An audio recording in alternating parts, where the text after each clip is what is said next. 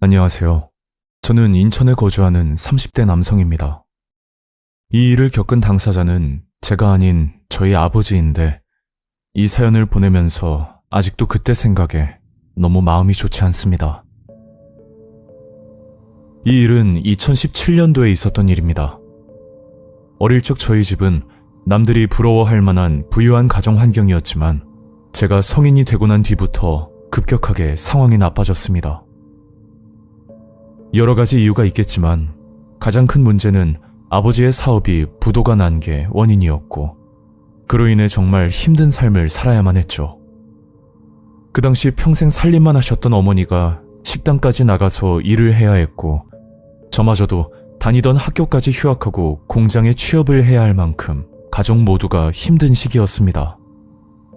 가족들에게 짐을 안겨줬다고 생각한 아버지는 매일같이 죄책감에 빠져 괴로워하셨고 그 와중에 다행인 건 아버지가 술을 멀리 하시는 분이라 어디 가서 술을 마시고 다니진 않으셨죠. 그 후로 아버지는 인력사무소에 나가 일용직을 하면서 지내셨고 거기서 일을 하다 박씨 아저씨란 분을 알게 되었는데 아마 그 시점부터 문제가 생겼던 것 같습니다.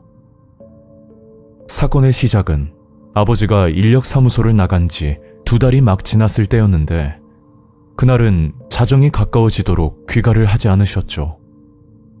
아버지의 성격상 늦으면 늦는다고 필히 연락을 하는 게 보통인데 그날따라 아무 연락도 없었고 심지어 전화기까지 꺼져 있던 상태였습니다. 저와 어머니는 걱정이 돼서 잠 한숨 못 자고 아버지를 기다렸는데 대략 새벽 2시가 넘은 늦은 시간에 아버지가 집으로 들어오시는 겁니다. 아버지, 지금 이 시간까지 어디 계셨던 거예요? 아버지는 어디서 술을 드셨는지 몸을 가누지 못할 정도로 취해 있었고 저는 아버지를 부축해서 방으로 모셔다 드렸죠. 그리고 날이 밝자마자 거실에서 싸움 소리가 들려 나가봤더니 부모님이 서로 다투고 계셨는데 그냥 말다툼이 아닌 아버지는 이성을 잃고 손에 칼까지 들고 계셨습니다. 저는 아버지를 뜯어 말렸고 다행히 싸움은 일단락되었는데 나중에 알고 보니 아버지가 술을 먹고 늦게 들어온 탓에 아침 일찍 일을 나가지 못했고 그 문제로 인해 어머니와 다툼이 시작된 거라고 그때는 그렇게만 알고 있었죠. 그렇게 집안은 난리가 났고 어머니는 이렇게 못 살겠다며 짐을 싸고 친척 집으로 들어가는 바람에 결국 아버지와 둘이서 지내게 되었습니다. 하필 제가 있어서 망정이지 혹여나 두 분이서 싸우다가 큰일이라도 날까 싶은 생각에 그때는 어머니가 친정집에 계시는 게 오히려 안전할 거라는 판단이었죠. 그리고 그 사건이 있고 약 일주일 정도 지났을 때 어머니에게 전화 한 통이 걸려왔었습니다. 우철아, 잘 지내고 있지? 네, 그냥 똑같죠. 어머니는 뭐 불편한 거 없으세요? 그런 건 없고 실은 엄마가 어떤 아줌마와 일을 해보려고 하거든. 근데 너희 아버지 때문에 아무것도 못하고 있어. 무슨 일인데요? 기존에 하시던 식당 일 말씀하시는 거예요? 아니, 그냥 작은 가게에서 일하는 거야. 어머니께 들은 내용은 어머니가 친척 집으로 가고 난 뒤 아버지는 매일 밤 그 집으로 찾아가 어머니를 괴롭힌다는 말이었는데 그 문제 때문에 아무것도 못하고 있다는 말씀이셨죠. 알겠어요, 어머니. 제가 아버지랑 얘기 좀 해볼게요. 그리고 그날 아버지께 드릴 말씀이 있다고 조심스럽게 이야기를 꺼냈는데 도대체 누구의 말을 믿어야 할지 도무지 판단이 서질 않더라고요. 에휴, 자식 앞에서 이런 말 하는 것도 창피한데 우철아, 너 엄마가 지금 뭐하고 다니는 줄 아냐? 아빠랑 일하는 사람 중에 박 씨라는 놈이 있거든. 그놈이 너희 엄마 옆에 붙어서 날 이혼시키려고 수작을 부리는 거야. 아버지의 말은 어머니가 박 씨 아저씨와 바람이 났는데 아버지와 이혼을 하고 나서 둘이 살림을 차릴 계획을 세우고 있다고 말을 하는 겁니다. 그 말을 듣고 너무 당황스러웠지만 평소 아버지가 의처증 증세를 간혹 보이셨기 때문에 저는 어머니의 말을 좀 더 신뢰할 수밖에 없었습니다. 그래도 좀 더 확실하게 하기 위해 저는 어머니께 사실 여부를 여쭤봤었는데 역시나 말도 안 되는 소리라고 어머니도 어이가 없으신지 웃으면서 말씀을 하시더라고요. 그렇게 한두 달 정도 시간이 흐른 뒤 저는 출근을 해서 일을 하고 있다가 생각지도 못한 전화를 받게 되었습니다. 그건 경찰에게 걸려온 전화였는데 아버지가 극단적인 선택을 하려다가 신고를 당했고 지금 지구대에 있으니 모시고 가라는 내용의 전화였죠. 그 뒤로 아버지는 정신이 나간 사람처럼 멍하니 허공만 바라보면서 지내셨고 혹시 혼자 계실 때 또 그런 짓을 할까 싶어 저는 일까지 그만두고 아버지를 살폈습니다. 그리고 얼마 뒤 아버지가 저를 조용히 부르더니 이런 말씀을 하시더라고요. 우철아, 하루아침에 변하는 게 사람이야. 어딜 가나 사람만큼 무서운 게 없어. 갑자기 그게 무슨 말씀이세요? 아버지는 그 말과 함께 종이 쪽지를 하나 주셨는데 그 종이에는 처음 보는 주소가 적혀 있었습니다. 아버지, 이게 뭐예요? 제 물음에 아버지는 끝내 대답을 하지 않으셨고 저는 인터넷으로 주소를 검색해서 사진을 찾아봤더니 빨간색 간판으로 되어 있는 작은 술집이 나오더라고요. 그런데 일반 술집은 아니었고 일종의 방석집이라고 술을 팔면서 성매매까지 하는 곳으로 알고 있는데 일단 사진으로만 봤을 때는 아마 그런 곳이라는 생각이 들었었죠. 아버지가 도대체 왜 이런 주소가 적힌 종이를 줬는지 그 당시에는 이해를 할 수가 없었고 그 종이를 건네받고 난 뒤 일어나지 말아야 할 일이 일어나고 말았습니다. 그날은 장을 보려고 잠시 외출을 하고 들어왔었는데 방에 누워 계셨던 아버지가 보이질 않더라고요. 그래서 아버지를 찾다가 화장실 문을 열었는데 아버지는 화장실에서 쓰러진 상태였습니다. 급하게 병원으로 모셨지만 끝내 숨을 거두셨고 갑작스러운 아버지의 죽음에 눈물밖에 나오지 않았죠. 저는 아버지의 부고 소식을 어머니께 말씀드렸더니 제 예상과 다르게 너무 덤담하게 받아들이셨고 아무리 사이가 나빴더라도 30년을 넘게 부부로 사셨는데 어머니의 이런 반응이 자식 입장에선 좀 의아할 따름이었습니다. 그렇게 장례는 끝이 났고 그제야 어머니는 집으로 들어오셨는데 뭔가 이질감이 느껴질 정도로 어머니는 다른 사람이 되어 있더라고요. 오랜만에 집에 와서 그런 게 아니라 어머니의 말과 행동을 보면 저희 어머니가 맞나 싶을 정도로 확연하게 달라져 있었습니다. 그때는 아버지도 돌아가시고 어머니도 그동안 힘드셨기 때문에 그런 거라고 넘겼지만 얼마 뒤 생각지도 못한 소름 끼치는 사실을 알게 됩니다. 우연히 제 방 서랍장에서 편지 한 통을 발견하게 되었는데 그건 아버지의 유서였습니다. 그 내용은 믿기 힘들 정도로 충격이었고 만약 이게 사실이라면 이 집에서 지낼 수도 없을 만큼 무서운 내용이었죠. 유서의 내용을 보면 아버지가 극단적인 선택을 시도하기 전부터 목숨의 위협을 받고 있었다는데 이 사건은 박 씨 아저씨와 밀접한 연관이 되어 있었습니다. 아버지는 박 씨 아저씨와 둘이서 밥을 먹고 있었는데 그 식사 자리에 어머니를 부르게 됐고 박 씨 아저씨는 저희 집 가정사를 딱하게 생각하면서 어머니에게 한 가지 제안을 했다고 합니다. 그건 어머니가 방석집에서 일을 하는 조건으로 2천만 원을 빌려준다는 말이었는데 아버지는 극구 반대를 했지만 어머니는 식당 일이 힘드셨는지 박씨 아저씨 말을 따르기로 했었답니다. 그날 아버지가 칼을 들고 어머니와 싸웠던 것도 바로 이 문제 때문이었는데, 어머니가 집을 나간 뒤에도 아버지는 계속 어머니를 찾아가 그런 일을 하면 안 된다고 설득을 시키려고 했지만 그게 말처럼 쉽지 않았다고 하더라고요. 결국 그 상황을 보고 있던 박씨 아저씨가 어머니 옆에 붙어 아버지를 협박하기 시작했고, 겁을 주기 위해서 산으로 끌고 간 적도 있었다고 합니다. 그리고 마지막 내용이 진짜 소름이었는데, 아버지를 협박해서 해결이 되지 않으면 아들인 저에게 타깃을 돌리려고 했었답니다. 이 모든 사실을 알고 있던 아버지는 본인이 해결해야겠다는 생각을 하셨던 거고, 30년을 넘게 같이 사셨던 어머니가 그런 일을 한다는 것을 인정하는 게 힘들었는지 그냥 죽는 게 낫겠다 싶어 아버지는 화장실에서 목숨을 끊어버렸던 겁니다. 아버지가 남긴 유서를 모두 읽고 난 뒤 어머니의 얼굴도 보기가 무서웠고, 저는 핑계를 대면서 회사 기숙사로 들어가게 되었습니다. 그리고 아버지가 종이에 적어줬던 주소가 생각이 나 그리로 찾아가 봤더니 글쎄 어머니가 손님과 술을 마시면서 웃고 계시더라고요.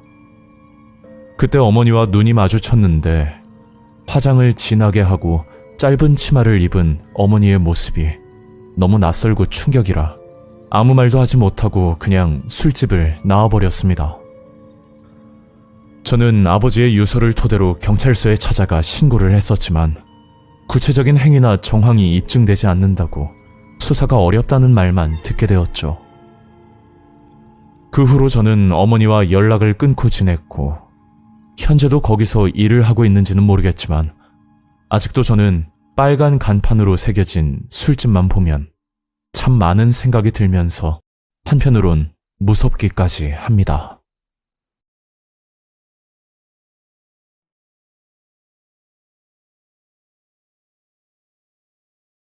안녕하세요. 저는 서울에 살고 있는 30대 여성입니다. 지금부터 제보드릴 내용은 제가 직접 겪은 일은 아니고 저와 가족처럼 지냈던 친구 은주에게 있었던 충격적인 일입니다. 이 일은 코로나가 유행하기 전이었으니 벌써 6년이나 지나버린 사건입니다. 사건이 있었을 당시 저는 대학을 졸업하고 이제 막 취업을 해서 일을 하고 있을 때였죠. 그리고 그날은 친구 은주의 생일이라 퇴근 후에 만나기로 약속이 되어 있었습니다. 저는 퇴근을 하자마자 은주의 선물을 들고 약속 장소로 나갔었는데 아무리 기다려도 은주는 나타나지 않았죠. 거기다 전화도 받지 않길래 저는 걱정이 돼서 은주네 어머니께 연락을 드렸더니 믿기 힘든 말을 하시더라고요. 지금 은주랑 병원이야. 네? 병원이라고요? 어디 편찮으세요? 내가 아니라 글쎄 은주한테 문제가 생겼어.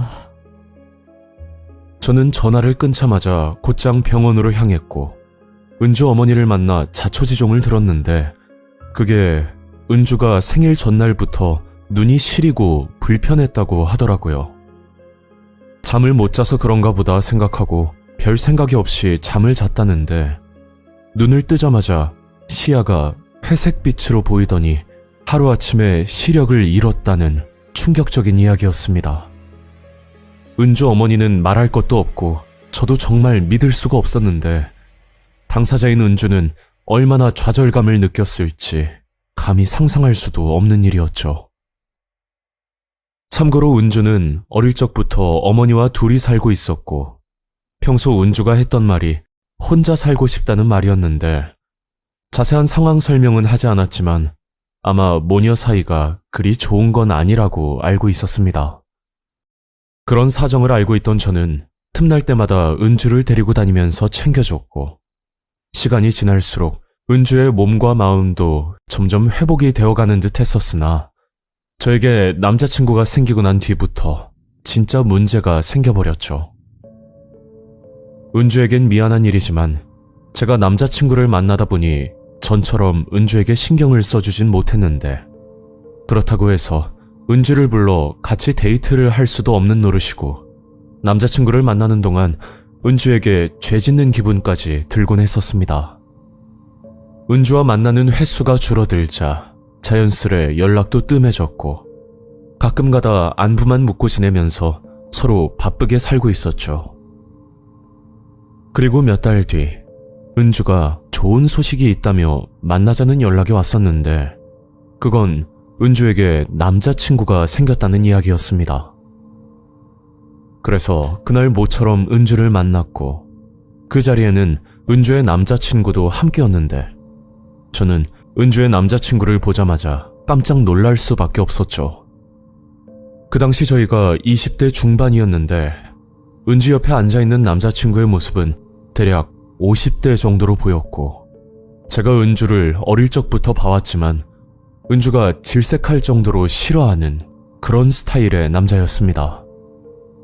그리고 어떻게 만나 연애를 하게 됐는지 은주에게 듣게 되었는데 은주의 남자친구는 장애인 활동 보조사 일을 하고 있었고 일로써 은주를 만났다가 서로 연인 사이가 되었다는 말을 들을 수가 있었죠. 그 뒤로부터 가끔가다 2대2 커플 데이트도 하면서 은주와 시간을 보냈고 그때까지는 은주의 남자친구가 나이는 조금 많지만 사람 자체는 좋은 사람이라 생각을 했었습니다. 그렇게 한 달 정도 지났을 때 갑자기 은주에게 연락이 오더니 어머니가 쓰러져 병원으로 이송되었다는 말을 하는 겁니다. 그래서 병원이 어디냐고 물으니까 남자친구가 어머니를 모시고 가서 어디 병원인지는 잘 모르겠다고 대답을 하더라고요. 저는 은주에게 남자친구 번호를 알려달라고 했고 제가 직접 은주 남자친구에게 연락을 해보기로 했죠. 누구세요? 저 은주 친구 수진인데요. 좀 전에 은주 얘기 들었는데 어머니가 쓰러지셨다고 연락을 받았거든요. 거기 병원이 어디예요? 아, 수진 씨구나. 그게 지금 응급실이라서요. 제가 곧바로 전화 드릴게요. 그렇게 전화는 끊어졌고 그 후로 전화가 오기는커녕 제 번호를 차단했는지 연락조차 받질 않았습니다.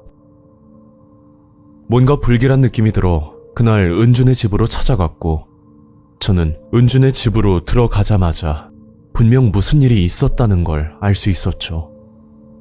마치 급히 도망을 간 것처럼 집안 곳곳이 난장판이 되어 있는 상황이었고 평소 은주 어머니의 깔끔한 성격을 잘 알고 있었기 때문에 더욱더 안 좋은 직감이 들 수밖에 없었습니다. 그리고 은주는 앞을 보지 못하는 데다가 어머니를 병원에 모시고 간 남자친구마저 연락이 안 되니까 너무 답답해서 울고만 있더라고요. 저는 고민 끝에 경찰에 신고를 하게 됐고 며칠 뒤 생각지도 못한 소식을 듣게 되었는데 그건 은주 어머니가 연락을 하고 싶지 않다는 의사를 밝혔다는 말이었습니다. 더 이상 자세한 이야기는 듣지 못했고 경찰도 알려줄 수 없다는 말만 반복하더라고요. 그 뒤로 은주 어머니의 모습은 더 이상 볼 수가 없었고 은주의 남자친구마저 행방을 찾을 수가 없었습니다. 그렇게 시간은 흘러갔고 은주도 체념을 한 듯 혼자서 살아가고 있었는데 어느 날 유서 한 장과 함께 은주 어머니의 사망 소식을 듣게 됩니다. 어머니의 사망 소식도 충격이었지만 어머니가 왜 잠적을 했는지에 대해 알고 나니 더 놀랄 수밖에 없었죠. 그러니까 은주 어머니는 은주를 낳고 나서 몸무게가 극도로 늘어났고 아무리 다이어트를 해도 살이 빠지지 않자 스트레스를 굉장히 많이 받으셨다고 합니다. 그로 인해 은주 아버지와 잦은 다툼이 있었고 결국 이혼을 하고 혼자서 은주를 키우셨던 거죠. 그런데 본인 인생이 망가진 게 전부 은주 탓이라 생각하고 하나뿐인 자식에게 열등감까지 느끼기 시작했다고 하더라고요. 은주가 시각장애인이 되었을 때도 은주 어머니는 놀라울 정도로 침착한 모습을 보이셨는데 아니나 다를까 다음날 아침부터 말도 없이 외출까지 하셨다고 합니다. 하지만 진짜 문제는 활동 보조사였던 남자친구였는데 알고 보니 그 남자는 은주 어머니와 연인 사이였고 은주가 그렇게 되고 나서 은주도 봐줄 겸 가끔씩 집에 찾아왔었답니다. 은주는 아무것도 모르고 그 남자를 만났던 건데 그 사실을 은주 어머니가 알게 되자 딸에게 남자를 뺏길까 싶어 그 남자를 데리고 집을 나가버렸던 거죠.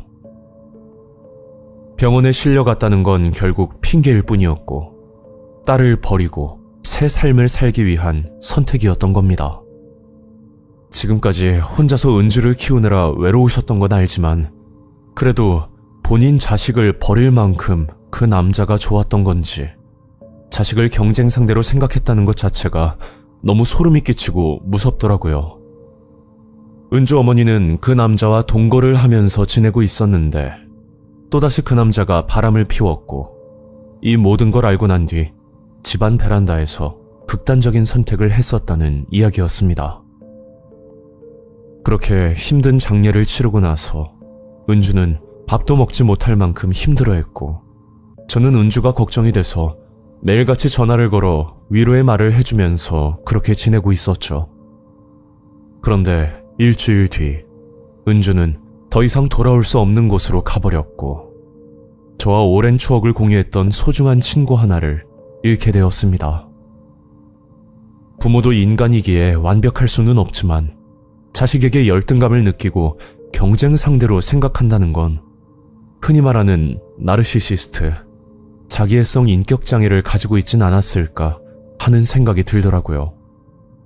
어릴 때부터 봐왔던 친구의 엄마라서 더 충격을 받았던 사건이고 은주는 이제 제 곁에는 없지만 만약 사후 세계가 존재한다면 거기서라도 행복하게 잘 지냈으면 하는 바람입니다.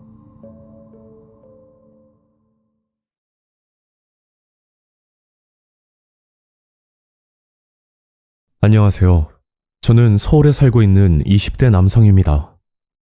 이 일은 2년밖에 지나지 않은 사건인데 한순간의 선택으로 저라는 존재가 흔적도 없이 사라질 뻔했던 무서운 경험입니다. 저는 어릴 적부터 다른 친구들과 다르게 집에서 요리하는 것을 좋아했었습니다.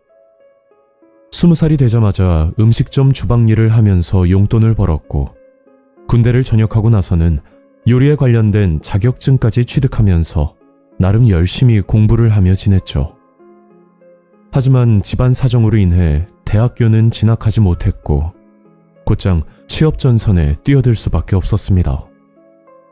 사실 제 목표가 호텔 요리사였는데 호텔은 최소 전문대라도 나와야 근무를 할 수 있기 때문에 그 당시 학력 미달로 지원조차 불가능한 현실이었죠. 그렇게 현실을 직시하고 일자리를 찾다가 조금 생소할 수도 있지만 다양한 외국 음식을 판매하는 이색적인 레스토랑에 취업을 하게 되었습니다. 거긴 대만 음식을 전문적으로 하는 레스토랑이었는데 그래서 그런지 주방 요리사가 한국인이 아닌 현지 대만인이었죠. 많고 많은 음식점 중에 여길 선택했던 이유는 제가 다른 나라 음식을 배워보고 싶은 욕구가 상당했고 또 비슷한 규모의 레스토랑과 비교해서 급여와 복지가 꽤나 좋았던 편이라 큰 고민 없이 지원을 하게 되었던 겁니다. 제가 처음으로 맡았던 일은 각종 재료 준비, 그리고 주방 청소와 설거지, 말 그대로 허드렛 일을 해야 했고 어차피 신입으로 들어왔으니 밑바닥부터 배우는 건 당연한 이치라고 생각했죠. 주방에서 일하는 인원은 저 포함 3명이었는데 총 책임을 맡고 있는 요리사는 허젠빈이라는 대만 사람이었고 그 밑으로 저보다 3살 많은 한국인 요리사 태규 형님이 계셨습니다. 그 당시 태규 형님도 이 일을 시작한 지 반년 정도밖에 안 됐지만 요리에 대한 열정은 그 누구보다 강한 사람이었죠. 그렇게 얼마간은 큰 문제 없이 일을 하고 있었는데 어느 날 주방에서 사고가 일어났고 저는 누구의 편도 들어줄 수가 없었습니다. 그날 저는 주방에서 설거지를 하고 있었고 젠빈 요리사와 태규 형님은 음식 조리를 하고 있었는데 그때 사장님이 주방으로 들어오더니 화를 내면서 말을 하더라고요. 도대체 이게 몇 번째야? 방금 나간 요리 누가 조리했어? 알고 보니 손님이 주문한 음식은 치킨 바오라고 찐빵 같은 음식인데 주방 실수로 치킨이 아닌 새우 바오가 나가버렸던 거죠. 하필 그 음식을 먹은 손님이 새우 알레르기가 있는 분이라 음식을 먹다 말고 급히 병원으로 가셨다는 이야기였습니다. 그런데 젠빈 요리사와 태규 형님은 서로 책임을 떠넘기기 바빴고 그걸 지켜본 사장님은 태규 형님에게만 욕을 하면서 나가버렸죠. 아마 사장님 생각에는 베테랑 요리사보다 일한 지 얼마 안 된 태규 형님이 실수를 했을 거라고 그렇게 생각을 한 것 같았습니다. 그리고 그날 가게 업무가 끝난 뒤 태규 형님이 저를 불러 술을 한잔 하자고 하더라고요. 그 외에 자세한 얘기는 하지 않았지만 분명 오늘 주방에서 있었던 사건에 대해 뭔가 할 말이 있는 듯 보였습니다. 저는 태규 형님과 근처 술집으로 가서 얘기를 나눴는데 태규 형님은 평소 쌓인 게 많았는지 저를 보고 하소연을 하면서 말을 하는 겁니다. 에휴, 내가 반년이 넘게 참고 지냈는데 나도 더 이상 못 참겠다. 글쎄 잘못은 지가 해놓고 전부 내 잘못이라네? 네가 보기에도 내가 실수한 거 같냐? 아, 저도 확인을 했어야 하는데 제 잘못이 더 크죠. 저 형님, 주방 인원이라고 해봐야 저희 3명밖에 없는데 그냥 화해하고 잘 지내는 건 어때요? 야, 네가 몰라서 그렇지. 저 외국인 새끼 좀 이상해. 처음 볼 때는 엄청 친절하고 나한테 잘해줬었거든? 근데 내가 제안을 거절하고 나서부턴가? 아무튼 그 후로 저렇게 변한 거야. 저는 술자리에서 몰랐던 사실을 하나 알게 되었는데 그건 태규 형님이 일을 한 지 얼마 안 되었을 때 젠빈 요리사가 좋은 제안을 제시했다고 하더라고요. 그 제안은 대만으로 출장을 가서 약 한 달간 음식 공부를 하라는 말이었는데 모든 비용과 숙식까지 지원을 해준다고 했었답니다. 그러나 태규 형님은 혼자서 해외로 나가 지내는 게 무섭기도 하고 아직은 본인 위치가 그럴 수준까진 아니라고 생각이 들어 정중히 거절 의사를 밝혔다고 합니다. 그러니까 그때부터 의도적인지는 모르겠지만 자꾸만 본인을 괴롭힌다는 느낌을 받았다고 하더라고요. 예를 들면 오늘같이 주문 실수가 일어나는 사건이라던가 아니면 태규 형님이 만든 음식에 벌레가 들어갔던 적도 수차례 있었다고 합니다. 그럴 때마다 사장님에게 욕을 듣는 건 태규 형님이었고 당장이라도 그만두고 싶었지만 태규 형님도 사정이 좋지 않았기 때문에 참고 넘어갔었다는 그런 내용이었습니다. 그렇게 술자리는 끝이 났고 다음날 태규 형님은 말도 없이 결근을 했었는데 어제 일도 그렇고 저는 걱정이 돼서 태규 형님에게 전화를 걸었더니 글쎄 출근 직전 해고 통보를 받았다고 하더라고요. 그리 긴 시간은 아니었지만 태규 형님과 같이 일을 하면서 나름 정도 들었는데 이렇게 갑자기 해고를 당했다고 하니까 너무 안타깝고 당혹스럽기까지 했었죠. 그리고 며칠 뒤 새로운 주방 직원 수영 씨가 들어왔고 저는 그 시점부터 요리를 조금씩 배우면서 태규 형님이 하던 일을 도맡아 하게 되었습니다.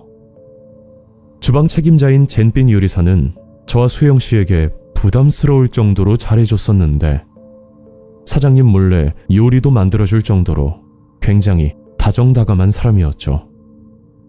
그때까지는 태규 형님이 뭔가 오해를 하고 있었나 보다 그렇게 생각을 했었고 저는 아무 불만 없이 레스토랑 일에 적응을 하고 있었습니다. 그런데 한날은 젠빈 요리사가 저를 부르더니 대만에 다녀오지 않겠냐면서 말을 꺼내는 겁니다. 정확히 말하자면 대만의 수도인 타이베이에 가족들이 살고 있는데 거기서 지내면서 현지 요리를 배워보면 어떻겠냐는 좋은 조건의 제안이었죠. 거기다 제가 대만을 다녀오면 주방 책임자 자리를 물려주고 본인은 떠나겠다는 말까지 했었는데 저는 도무지 이해가 가질 않아서 왜 그러냐고 물었습니다. 그러니까 본인은 자국으로 돌아가고 싶은데 갑자기 일을 그만두면 레스토랑에 문제가 생길 것 같으니 일을 그만두기 전에 확실한 사람에게 인수인계를 해주고 싶다는 그런 이야기를 하더라고요.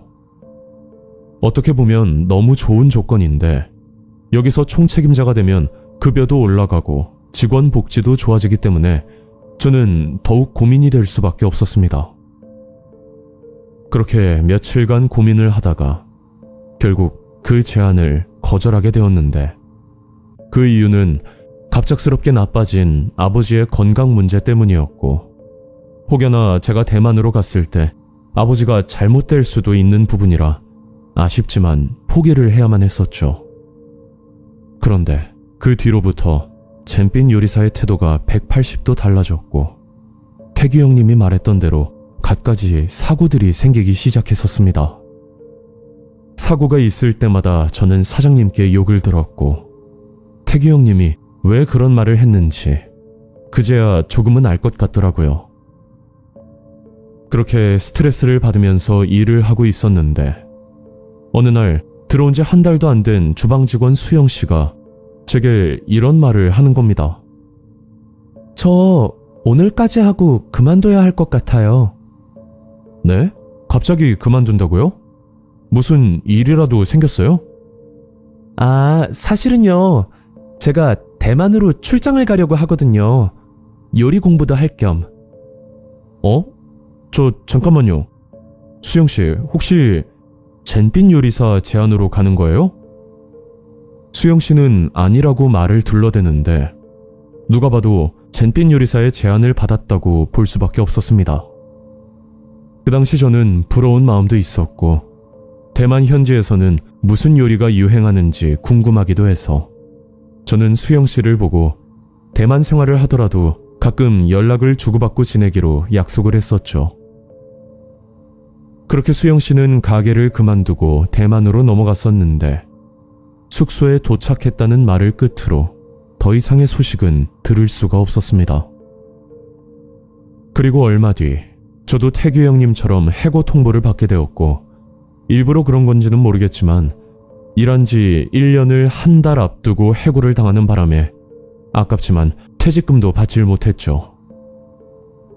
저는 일을 그만두고 나서 거진 2달 정도 지난 뒤 모처럼 태규 형님을 만나 술 한잔을 하게 되었는데 술자리에서 태규 형님이 소름 끼치는 말을 하는 겁니다. 야, 이건 내 생각인데 대만 출장이라고 하면서 뭐 인신매매 같은 거 하려고 하는 거 아니야? 에이, 설마 그럴 리가요. 아니, 내가 며칠 전에 그 홀에서 일하는 동생이랑 연락을 한 적이 있었거든? 근데 그 동생이 좀 이상한 말을 하더라고. 태규 형님의 말은 홀에서 일하는 직원에게 들은 내용이라는데 제가 일을 그만두고 나서 2명의 주방 직원이 새로 들어왔었답니다. 그런데 그 둘 중 한 명이 대만으로 한 달 정도 출장을 갔다가 다시 돌아오겠다는 직원이 있었다는데 무슨 영문인지는 모르겠지만 2달이 지난 아직까지 아무 소식이 없다는 말을 들었다고 합니다. 그리고 딱 그 타이밍에 대만에서 대규모 인신매매 사건이 뉴스로 보도되었고 동남아로 출국한 사람 중 행방이 묘연해진 인원이 약 5,000명에 달한다는 충격적인 기사가 나왔었죠. 저와 같이 일했던 수영씨도 갑자기 연락이 끊겨버렸고 저는 태규 형님 말을 듣고 나니 왠지 모르게 수상하다는 느낌이 들면서 온몸에 소름까지 돋더라고요. 이 사건이 단순 연락두절인지 아니면 진짜 무슨 일을 당한 건지는 명확히 알 수가 없는데 대만으로 넘어간 2명 모두 연락이 안 된다고 하니 좀 많이 의심쩍고 섬뜩한 기분이 드는 건 사실입니다. 레스토랑 사장은 이 사실을 알고도 모른 척 넘어가는 건지 그 부분은 저도 잘 모르겠는데 지금 생각해도 이상한 건 다른 음식점에 비해 말도 안 될 정도로 급여가 높았다는 점이었죠. 사람을 유인하기 위해서 높은 급여를 준 건지는 확실치 않지만 만약 젠빈 요리사의 제안을 받고 제가 대만으로 출장을 갔었다면 영원히 한국에 돌아오지 못했을 수도 있을 거라 생각이 드는 너무 아찔하고 무서운 경험이었습니다.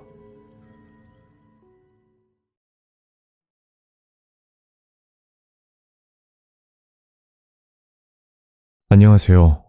저는 부산에 살고 있는 50대 여성입니다. 이 사건은 제가 거주 중인 아파트에서 일어난 일이며, 현재는 소리 소문 없이 묻혀버린 정말 충격적인 일화입니다.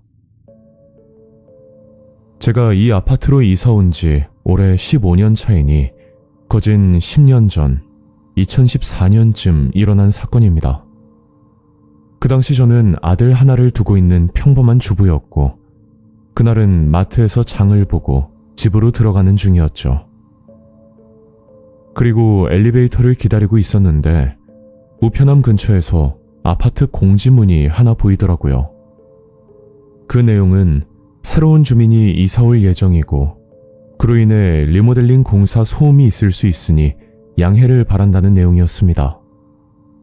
하필이면 저희 바로 옆집이었고, 또 제가 소리에 예민한 편이기 때문에 공지문을 보자마자 걱정부터 앞서더라고요.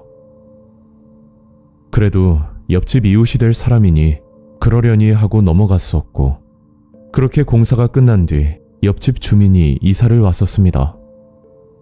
옆집과 인사치레는 따로 하지 않았지만 제가 건네 듣기로는 아들 혼자서 몸이 불편한 어머니를 모시고 산다는 그런 얘기를 들을 수가 있었죠. 그 집 아들이 누군지는 몰라도 그런 소문을 듣고 나니 요즘 보기 힘든 효자라는 생각이 들더라고요. 그리고 한 일주일 정도 지났을 때 말로만 듣던 옆집 총각이 저희 집으로 찾아왔고 저에게 이런 말을 하는 겁니다. 실례합니다, 아주머니. 저 옆집에 이사 온 사람인데요. 죄송하지만 양해 좀 부탁드리려고요. 어? 그게 무슨 말이에요? 저 잘 아시겠지만 이 아파트가 방음이 잘 안 된다고 들었거든요. 그래서 말인데 사실은 저희 어머니가 정신적으로 좀 안 좋으세요. 그래서 가끔 새벽에 소리도 지르고요. 또 벽을 두드리기도 하시거든요. 제가 어머니랑 둘이 살지만 앞으로 어떻게든 최대한 피해 안 가게 할 테니까 조금만 이해해 주셨으면 해서 이렇게 찾아왔습니다. 들리는 소문에는 신체 어딘가가 불편하신 줄로만 알고 있었는데 그게 아닌 정신적인 문제였던 겁니다. 얼핏 보아하니 20대 정도로 보이는 젊은 총각이었고, 이런 상황을 직접 듣고 나니 너무 안타깝고 측은한 마음이 들더라고요. 아이고, 그래요? 알겠으니까 너무 걱정하지 말고 들어가요. 그런데 옆집 총각이 다녀간 뒤로 그 총각이 했던 말과 다르게 어머니가 소리를 지른다던가 아니면 벽을 치는 소리는 거의 들리지 않았고, 제가 그때 들었던 생각은 총각이 어머니를 잘 모시고 있나 보다 그렇게 생각했었죠. 하지만 옆집에서 이상한 소리가 들리기 시작한 건 아마 그 총각이 이사 온 지 2달 정도가 지났을 때였습니다. 그날은 가족들과 아침을 먹고 있었는데 옆집에서 뭔가 부서지는 소리와 함께 남자가 욕을 하는 소리까지 들리더라고요. 워낙 방음이 안 되는 아파트이기도 했지만 이렇게 큰 소리가 난 건 저도 살면서 처음 있는 일이었습니다. 웬만하면 그냥 넘어가려고 했으나 욕을 하는 소리가 계속해서 들렸고, 저는 이웃 주민으로서 무슨 일이 생기진 않았을까 그런 걱정이 들기 시작했었죠. 여보, 옆집에 무슨 일 생긴 거 아니야? 당신이 한번 가보면 안 돼? 에이, 뭐하러 그래. 남의 집 일에 참견하지 말자. 아니, 무슨 일이라도 생기면 어떡해. 그럼 내가 한번 가볼까? 아유, 알겠으니까 내가 일단 다녀올게.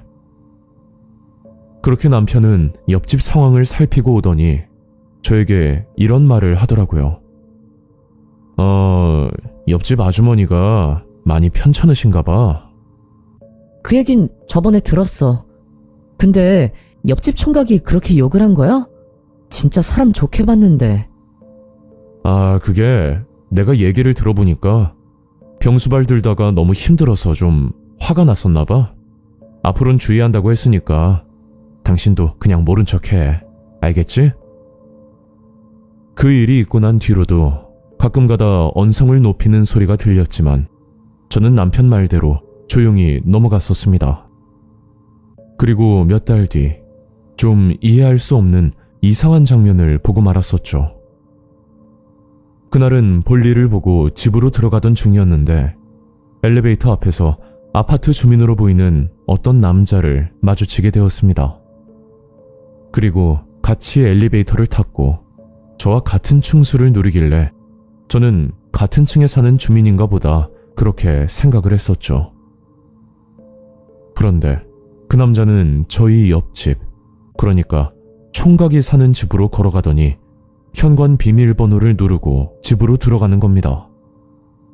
제 기억으로는 몇 달 전에 저희 집으로 찾아와 저와 인사를 나눈 총각과 나이대는 비슷하게 보였지만 그때 제가 본 그 총각과는 분명 다른 사람인 게 틀림이 없었습니다. 총각이 저를 찾아왔을 때 주변 친척 관계도 없고 어머니와 둘이 산다고 했었는데 뭔가 좀 이상하긴 했지만 남의 집 사정이니 제가 모르는 이유가 있을 거라 그렇게 넘어갔었죠. 그리고 그날 밤 제가 살면서 손에 꼽을 만한 정말 생생한 꿈을 꾸게 되었습니다. 그 꿈은 어떤 아주머니가 서럽게 울고 계셨고 저는 무슨 이유인지 물었더니 글쎄 아들을 좀 찾아달라고 하소연을 하는 그런 꿈이었죠. 너무 생생했던 꿈이라 이게 꿈인지 현실인지 구분이 가지 않을 정도였고 그 꿈을 꾸고 나서는 무슨 일이라도 생길 것처럼 안 좋은 예감까지 들곤 했었습니다. 그리고 얼마 뒤 시어머니가 손수 김장을 해서 보내주셨는데 이게 생각보다 양이 너무 많아서 같은 층에 사는 주민들에게 조금씩 나눠주면 괜찮겠다 싶어 저는 김치를 들고 옆집 총각네로 찾아갔었죠. 그랬더니 엘리베이터 안에서 봤던 그 남자가 현관문을 열고 나오는 겁니다. 누구시죠? 아, 옆집에 사는 사람인데요. 김치 좀 나눠드리려고요. 근데 제가 알기로는 엄마랑 아들이랑 둘이 산다고 알고 있는데 여기 사는 총각은 어디 갔어요? 예? 이상한 말씀을 하시네. 제가 이 집 아들 맞고요. 그리고 김치는 됐으니까 2번 다시 찾아오지 마세요. 그 남자는 본인이 아들이 맞다면서 화를 내면서 문을 닫아버렸는데 그럼 이사 때 찾아온 옆집 총각은 도대체 누구인지 정말 이해가 가지 않던 상황이었죠. 그리고 며칠이 지나 집안에서 청소를 하고 있는데 저희 집 현관 근처에서 시끄러운 소리가 들렸고 저는 밖으로 나가보니 어떤 아주머니 한 분이 옆집 총각집 대문을 발로 차면서 난동을 피우고 있는 겁니다. 그래서 곧장 경찰에 신고를 했었는데 나중에 알고 보니 그 아주머니는 이 집의 집주인이었고 월세로 계약을 했던 옆집 총각이 몇 달째 월세도 내지 않고 연락조차 되질 않아서 집까지 찾아왔다고 하더라고요. 그 아주머니는 제게 연락처를 주면서 혹시 옆집 총각을 보면 본인에게 연락을 달라는 부탁을 하고 그렇게 돌아갔었습니다. 그 일이 있고 얼마 뒤 제가 살던 아파트에서 정말 상상할 수도 없는 끔찍한 사건이 일어났고 그 사건의 장소는 바로 저희 옆집이었습니다. 사건이 있던 날 밖에서 사람들 소리가 들려 나가봤더니 경찰들이 사진을 찍고 있고 옆집 현관 앞에 폴리스 펜스가 쳐져 있더라고요. 사람들은 모여서 구경을 하고 있었고 저는 그때까지도 이게 무슨 상황인지 전혀 알 수가 없었습니다. 그런데 그때 평소 알고 지내던 아랫집 주민이 저를 보고 믿을 수 없는 끔찍한 말을 꺼내는 겁니다. 성태 엄마, 이게 무슨 일이래? 글쎄, 몇 달 전에 이사 온 총각이 있잖아. 그 총각이 저 집 냉장고에서 죽은 채로 발견이 됐대. 근데 그 범인이 말이야, 사람을 죽여놓고 저 집에서 계속 살고 있었대. 아유, 끔찍해라. 그 말을 듣고 나니 문득 제가 김치를 들고 갔을 때 화를 냈던 남자가 떠올랐는데 그 남자가 범인일지도 모른다는 그런 섬뜩한 기분이 갑자기 드는 겁니다. 바로 옆집에서 이런 일이 벌어진 것도 충격인데, 만약 그 남자가 진짜 범인이라면 저를 찾아와 해코지를 할 수도 있는 부분이라 저는 밖에 나가는 것 자체가 너무 무섭더라고요. 결국 수사 끝에 범인은 검거되었고, 제가 예상했던 대로 범인은 그 남자였습니다. 들리는 소문에는 살해된 총각과 범인은 둘도 없는 친구 사이라고 하는데, 친구끼리 다툼으로 인해 집안에서 사망사고가 일어났고, 범인이자 친구였던 그 남자는 무슨 이유인지는 모르겠지만 그 집에 거주하면서 옆집 총각인 척 가짜 아들 행세를 하며 지금까지 살고 있었던 겁니다. 그 긴 시간 동안 시신을 유괴하면서 어떻게 친구 어머니와 함께 살았는지 생각만 해도 끔찍합니다. 저는 이 모든 사실을 알고 다시 한번 곰곰이 생각을 해봤더니, 그 총각이 살해되고 난 뒤부터 옆집에서 시끄러운 소리가 들렸던 거고, 제가 꿨던 꿈의 내용도 어쩌면 이 사건과 연관이 되어 있을 거라 그렇게 저는 생각이 듭니다. 옆집 총각의 어머니는 보호시설로 이송되었다고 들었고, 이 끔찍한 사건은 얼마 지나지 않아 다들 말하기 꺼려하는 일이 되어버렸죠. 이런 소문들이 아파트 시세에 영향을 주기 마련이고, 또 아파트 주민들도 어차피 본인 일이 아니니 더 이상 이 사건에 대해 언급을 하지 않는 분위기였습니다.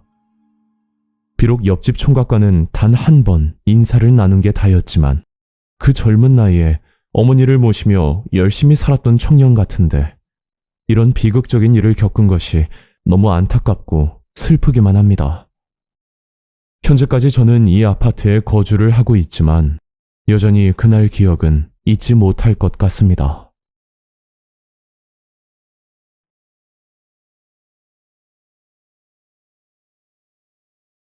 안녕하세요. 저는 인천에 거주하고 있는 20대 여성입니다. 이 일은 정말 황당하면서도 소름이 끼치는 일인데, 이런 일을 제가 겪을 줄은 전혀 상상도 하지 못했습니다. 이 사건은 2021년, 그러니까 불과 3년밖에 지나지 않은 일입니다.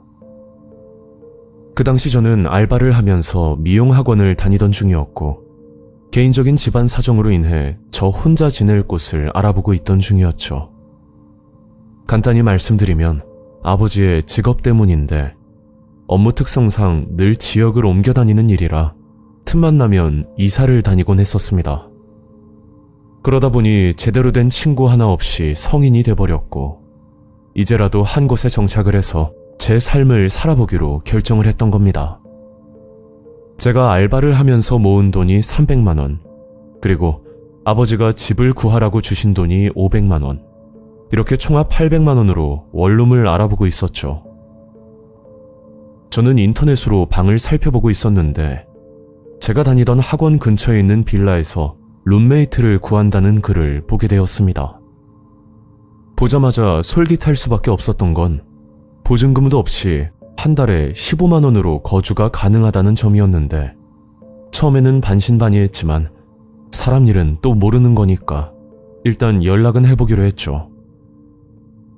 저 룸메이트 구하신다는 글 보고 전화드렸는데 진짜 보증금 없이 월 15만 원이에요? 네, 그럼요. 혹시 이사 날짜는 언제세요? 빠르면 빠를수록 좋은데 일단 방 먼저 보고 결정할게요. 네, 그래요. 내일 편한 시간에 연락 한번 주세요. 그리고 다음 날 집주인에게 연락을 하고 나서 오전 10시경 해당 빌라로 향했습니다. 집주인은 생각보다 엄청 젊어 보였는데, 젊은 나이에 벌써 집주인이라니 무슨 일을 하는지는 모르겠지만 능력이 대단하다는 생각이 들더라고요. 여기 근방에 살펴보시면 이만한 곳은 절대 없을 거예요. 제가 이 큰 집에 혼자 사니까 허전하기도 하고, 그래서 룸메이트를 구하고 있었거든요. 저 근데 이름이랑 나이가 어떻게 돼요? 아, 네. 제 이름은 김지연이고요. 25살이요.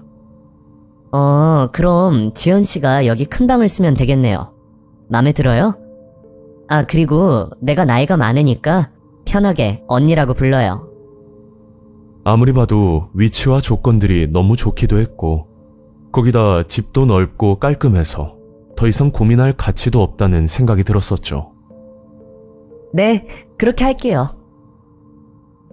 제 말이 끝나자마자 집주인 언니는 계약서 한 장을 들고 왔었는데, 거기에 나와 있는 내용은 보증금을 안 받는 대신 필히 1년간 거주를 해야 하고, 만약 중간에 방을 빼게 되면 1년치 월세를 선납하고 나가야 된다는 조항이 적혀 있었습니다.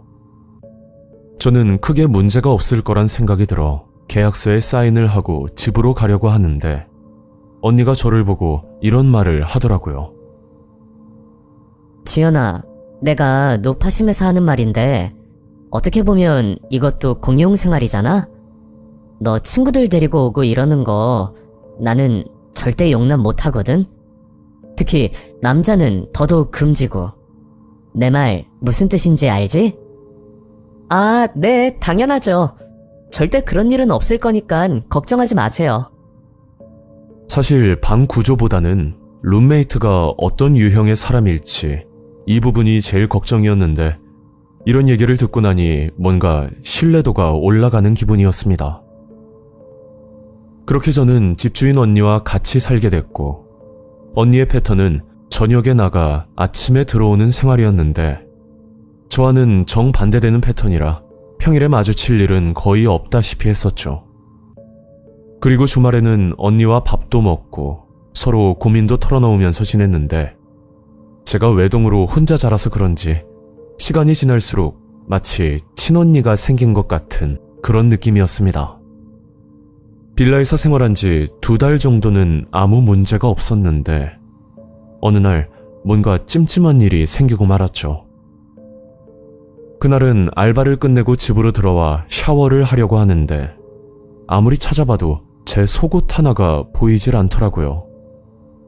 분명 세탁을 하고 나서 서랍에 넣어둔 기억이 있었는데 정말 감쪽같이 사라져버렸고, 좀 이상하긴 했지만 제가 실수로 버린 거라 생각하고 그냥 넘어갔었죠. 그런데 얼마 뒤 또다시 속옷이 없어지는 일이 생겨버렸고, 그때 생각이 나는 사람은 바로 집주인 언니였습니다. 이 집에 들어올 사람은 저와 언니 둘뿐인데, 제가 속옷을 버린 게 아니라면 누가 봐도 언니가 범인일 거란 의심이 자꾸만 드는 겁니다. 하지만 같은 여자끼리 속옷을 나눠 입는 것도 아니고, 거기다 값비싼 속옷도 아닌데, 만약 언니가 제 속옷을 가져갔더라도 딱히 쓰임새가 없기 때문에 도무지 이해를 할 수가 없었죠. 그렇다고 확실한 물증이 있는 것도 아니라 바로 언니에게 말할 수도 없던 상황이었습니다. 저는 한참 고민을 하다가 홈캠 CCTV를 설치하려고 했었는데, 제가 집주인도 아니고 괜히 나중에 문제가 될 것 같은 생각에 CCTV 대신 볼펜 모양의 녹음기를 구입한 뒤 방 안에 숨겨두고 지켜보기로 했었죠. 그리고 하루에 한 번씩 녹음기를 확인했었는데, 며칠 뒤 언니의 목소리와 또 어떤 남자의 목소리가 녹음이 되어 있었습니다. 정확히 어떤 대화인지는 파악하기 힘들 정도였고, 이 방에 무슨 문제가 있다는 그런 알 수 없는 대화들이었죠. 허락도 없이 제 방에 들어온 것만으로도 화가 나는데, 거기다 남자까지 데리고 왔으니 너무 어이가 없더라고요. 그래서 그날 언니에게 녹음기를 들려주면서 어떻게 된 거냐고 물었더니 아무렇지도 않은 것처럼 말을 하는 겁니다. 지연아, 내가 미리 말을 못했는데 네가 쓰는 방이 전부터 결로 현상이 심했거든? 그대로 두면 벽지에서 곰팡이도 올라오고 아무튼 집이 망가진단 말이야. 그래서 내가 친동생을 잠깐 불렀거든? 걔가 인테리어를 하고 있어서 좀 봐준다길래 잠깐 부른 거야. 기분 나빴으면 미안해. 언니의 말을 듣고 나니 제가 일방적으로 오해를 한 거라 생각했고, 그날 사건은 그렇게 지나갔었습니다. 그런데 그 뒤로부터 자꾸만 꿈자리가 뒤숭숭하고, 힘들게 잠이 들더라도 깊게 잠을 자지 못하고 얼마 못 가 눈이 떠지곤 했죠. 그렇게 한참을 뒤척이다가 밤을 새우는 날이 많아졌고, 저는 단순히 잠자리가 불편해서 그런가 보다 생각하고 침대 시트를 교체하려고 하는데, 침대 시트 속에 뭔가가 들어있는 겁니다. 그래서 확인을 해봤더니 그건 사라진 제 속옷이었는데, 제 속옷 위에 남자 팬티가 올려져 있는 형태였고, 저는 이걸 보자마자 너무 당황스럽기만 했었죠. 다음날 아침 언니가 집으로 들어오자마자 저는 속옷을 들고 가 보여줬더니 뭔가 알고 있는 건 분명한데 계속 모르는 척 발뺌을 하더라고요. 언니의 뻔뻔한 태도에 더 화가 났고, 저는 이 집에서 나가려고 짐을 싸고 있으니까 그제야 모든 걸 털어놓는 겁니다. 사실은 이 집에 문제가 좀 있었어. 내가 원래 미신 같은 건 절대 안 믿거든? 근데 이 집을 사고 나서 자꾸 안 좋은 일이 생기는 거야. 언니가 해준 이야기는, 이 집은 원래 신혼부부가 살던 집이었는데 남편이 아내를 살해하고 난 뒤 스스로 목숨을 끊어버린 끔찍한 사건이 있었다고 합니다. 아내가 잠자리를 거부한 게 살해 원인이라고 하는데, 너무 섬뜩한 사건이라 동네 주민들에게 소문이 났을 정도라고 하더라고요. 그래서 그런지 신축 빌라임에도 불구하고 굉장히 저렴한 가격에 매물이 나왔었고, 집터나 미신 같은 건 믿지 않았던 언니는 가격만 보고 이 집을 구매했었답니다. 그런데 여기로 이사 오면서 불면증이 시작되었고, 그때부터 누가 걸어다니는 소리까지 들리기 시작했다고 합니다. 너무 답답하고 무서워서 남동생에게 모든 걸 털어놨더니 정 안 되겠으면 무당이라도 찾아가라는 말을 듣고 언니는 고민 끝에 무당집을 찾아가 물었답니다. 그러니까 첫날 밤을 치르지 못하고 죽은 남자가 그 집에 맴돌고 있다면서 그대로 두면 계속해서 언니를 괴롭힐 거란 말을 들었다고 하더라고요. 그래서 해결책을 물었더니 사건이 있었던 큰 방에 남자 여자 속옷을 숨겨둔 채 잠을 자면 된다고 하는데, 그것도 하루 이틀이 아니고 최소 6개월은 지나야 괜찮아진다는 말을 들었다고 합니다. 아니, 그 말이 진짜예요? 그럼 언니 속옷을 넣고 언니가 그 방을 쓰면 되잖아요. 내가 미쳤니? 그런 걸 하게? 죽은 사람이랑 어떻게 잠을 자니? 아, 생각만 해도 찝찝하네. 너한테는 미안한데 나도 어쩔 수가 없었어. 저는 모든 이야기를 듣고 나서 너무 충격을 받았고, 언니는 이런 이유 때문에 밤낮을 바꾸는 생활을 하면서 룸메이트를 구하고 있었던 겁니다. 결국 짐을 싸고 나와 모텔에서 지내며 방을 알아봤고, 며칠 뒤 조그만 원룸방을 구해 들어가게 되었습니다. 예나 지금이나 저는 이런 미신적인 걸 믿는 사람이 아닌데, 그날따라 꿈자리가 뒤숭숭하고 안 좋은 예감이 들었던 건 부정할 수 없는 사실입니다. 어쨌거나 잘 알아보지도 않고 그 집에 들어간 제가 원망스럽지만, 이번 계기를 통해서 집을 구할 때는 한 번 더 알아보고 좀 더 경각심을 가져야겠다는 걸 느낀 그런 사건이었습니다.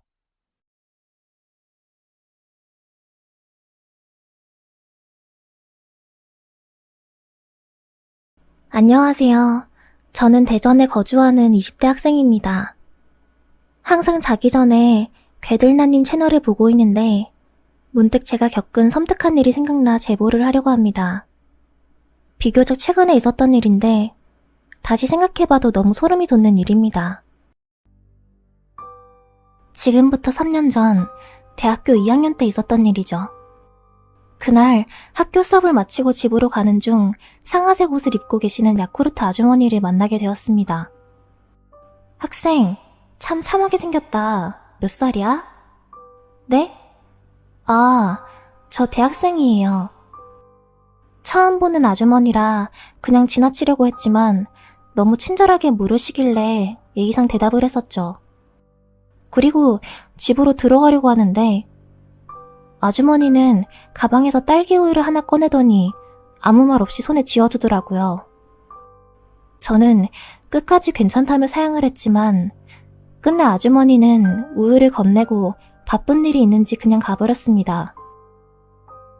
집으로 들어와 우유를 냉장고에 넣어두고 옷을 갈아입고 있는데 거실에서 이상한 소리가 들리는 거예요. 밖으로 나가보니 남동생이 인상을 쓰며 헛구역질을 하고 있더군요. 야, 왜 그래? 너 괜찮아? 남동생은 싱크대를 가리키며 괴로워하고 있었고 주방 싱크대를 확인했더니 글쎄 방금 전 받았던 딸기 우유가 보였습니다. 우유 먹고 그런 거야? 남동생은 말없이 고개만 끄덕였고 얼른 동생을 데리고 병원을 방문했죠. 병원에서는 식중독은 아닌 것 같고 동생이 화학제품을 섭취한 것 같다며 진단을 받아 위세척을 하고 나서 며칠간 입원을 하게 되었습니다. 집에 와서 곰곰이 생각하니 동생이 우유 말고 먹은 게 없는데 우유 안에 뭔가 들어있었나? 그렇게 생각할 수밖에 없었습니다. 저는 부모님께 사실대로 말씀드렸고 그날 아버지는 경비실로 찾아가 CCTV로 확인하고 경찰에 신고를 했던 상황이었죠. 퇴근하고 들어오시는 아버지를 보고 범인은 검거됐냐고 물었지만 자세한 대답은 해주지 않으셨어요. 다만 앞으로 밖에서 주는 음식은 절대 먹지 말라고 말씀하시더군요. 그렇게 시간은 흘러갔고 사건이 일어난 지 2달 정도 지났을 거예요. 저희 아버지는 일요일마다 교회를 나가시는데 그날은 제 방으로 들어와서 계속 같이 가자고 말씀하셨습니다. 한 번도 그런 적이 없었는데 정말 이상하더라고요. 결국 아버지를 따라 교회에 가게 됐고 예배가 끝날 때쯤 아버지는 한 여학생을 소개해 주셨습니다. 그 여학생은 매주 아버지와 둘이서 교회를 다닌다고 하던데 그건 그렇고 글쎄 저에게 영어를 배우고 싶다는 거예요. 그제야 교회를 가자고 했던 진짜 이유가 과외 알바 때문인 걸 알게 되었죠. 여학생 이름은 지훈이었고 나이는 초등학교 5학년이라고 들었습니다. 지훈이와 간단하게 이야기를 나누고 나서 저는 일주일에 2번 방문해 영어를 가르치게 됐죠. 신기하게도 지훈이는 같은 아파트 주민이었는데 여기서 10년을 살았음에도 한 번도 보지 못한 얼굴이었어요. 그렇게 과외를 시작하고 3번째 수업을 하러 찾아갔을 때 그 집 분위기가 좀 이상하다는 느낌을 받았죠. 가끔 과외를 하다 지훈이는 뜬금없는 질문을 했었는데 언니 부모님은 무슨 일 하는 사람이야? 뭐 그 나이 때야 공부보다 다른 분야가 궁금할 수도 있긴 한데 전혀 예상하지 못한 질문들을 해서 당황스러울 때가 많았습니다.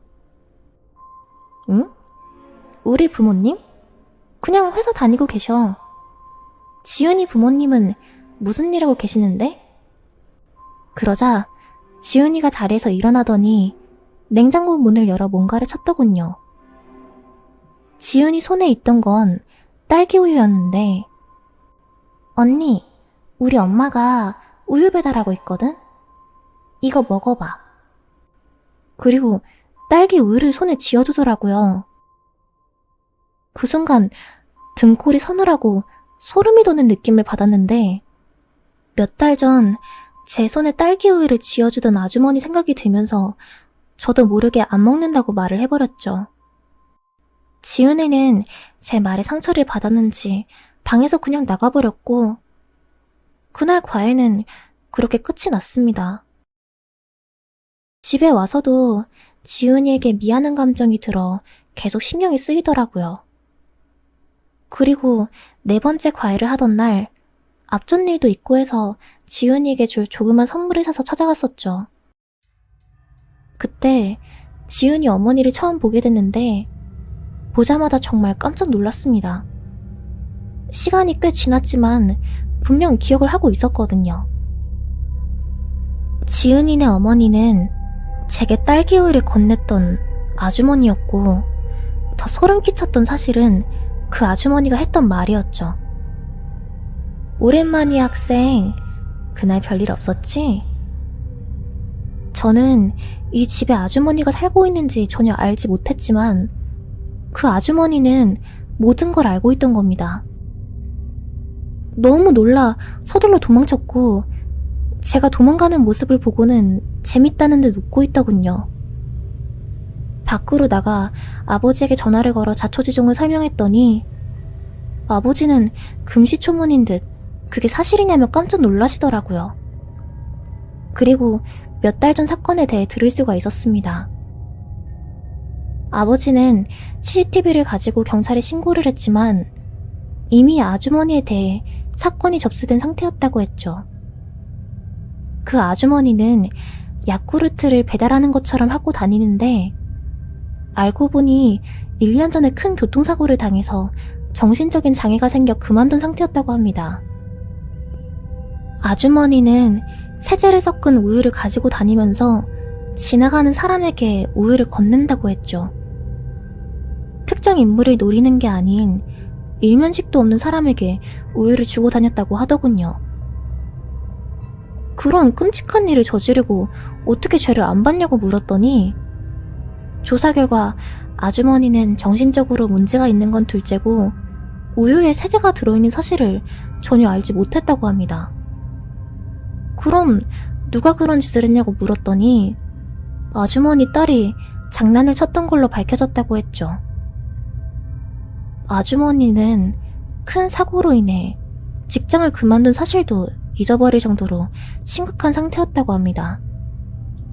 저희 아버지는 지훈이 아버지와 지훈이 얼굴을 전혀 몰랐기 때문에 저에게 과외 자리를 소개해줬던 거죠. 이게 과연 우연의 일치일지 아니면 의도적으로 접근했던 건지 그 부분에 대해서는 알 길이 없습니다. 하지만 아직도 의문인 건 아주머니가 했던 말인데 그날 별일 없었냐는 말이 이미 우유에 문제가 있다는 걸 알고 있었던 건 아닐까 하는 생각이 들었죠. 제가 지훈이를 지켜본 결과 조금 특이하긴 해도 그런 짓을 할 것 같이 보이진 않았습니다. 정확한 진실은 본인들만 알고 있겠죠. 만약 그날 지훈이가 건넨 야쿠르트에 무언가 들어있진 않았을지 많은 생각이 드네요. 사연을 보내면서 그날 일이 생생하게 기억이 나는데 다시 생각해봐도 너무 소름 끼치는 경험이었습니다. 오늘 이야기는 여기까지입니다. 구독과 좋아요 잊지 않으셨죠? 다음 영상으로 또 뵐게요. 감사합니다.